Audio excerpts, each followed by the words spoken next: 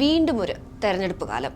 പാർട്ടികളെല്ലാം പ്രചരണവും ചുമരെഴുത്തും വാഗ്ദാന പെരുമഴകളുമായി രംഗത്തെത്തിയിട്ടുണ്ട്.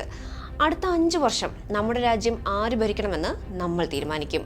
അപ്പോൾ തിരിഞ്ഞു നോക്കേണ്ട സമയമായെന്നർത്ഥം.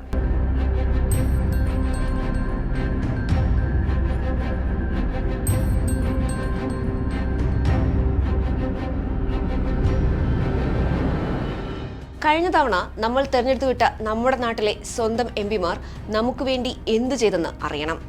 കേരളത്തിന്റെ കടമെടുപ്പ് പരിധിയിൽ കേന്ദ്രം കത്തിവെച്ചപ്പോഴും പലതരത്തിൽ കേന്ദ്രം കേരളത്തിലെ സർക്കാരിനെ പ്രതിരോധിക്കാൻ ശ്രമിച്ചപ്പോഴും പ്രതിപക്ഷത്തെക്കുറിച്ചും അവരുടെ നിലപാടുകളെക്കുറിച്ചും നമ്മൾ ചിന്തിക്കണം, മനസ്സിലാക്കണം. 17ാം ലോക്സഭ 15 സെഷനുകളിലായി ആകെ 274 ദിവസമാണ് സമ്മേളിച്ചത്. കേരളത്തിന് അഭിമാനിക്കാവുന്ന കാര്യം അംഗങ്ങളുടെ ഹാജർ നിലയിൽ ദേശീയ ശരാശരിക്ക് മുകളിലാണ് കേരളത്തിൽ നിന്നുള്ള എംപിമാരുടെ ഹാജർ എന്നതാണ്. ദേശീയ ശരാശരി 79% കേരളത്തിൽ നിന്നുള്ള എംപിമാരുടേത് 83%. പക്ഷേ Kannur MP K Sudhakaran, Wayanad MP Rahul Gandhi എന്നിവർ ലോക്സഭയിൽ കുറഞ്ഞ ഹാജർ നിലയിലാണുള്ളത്.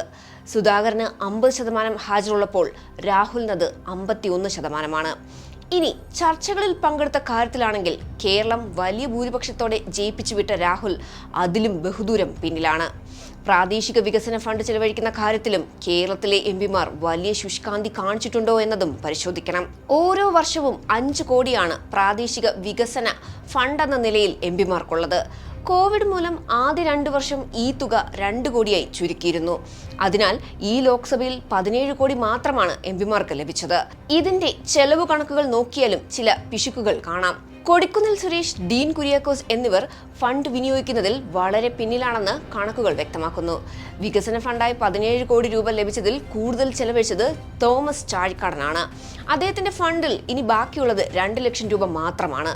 അതേസമയം കൊടിക്കുന്നിൽ സുരേഷ് 6.24 കോടി രൂപ, ഡീൻ കുര്യാക്കോസ് 4.44 കോടി രൂപ, കെ സുധാകരൻ 2.70 കോടി രൂപ, രാഹുൽ ഗാന്ധി 1.25 കോടി എന്നിങ്ങനെയാണ് ചിലവഴിക്കാനുള്ള കോടിക്കണക്കുകളിൽ ചിലത്. അതേസമയം ഫണ്ട് വിനിയോഗത്തിൽ മുന്നിൽ നിൽക്കുന്ന 5 പേരിൽ ഒരാൾ AM ആരിഫ് MP ആണ്.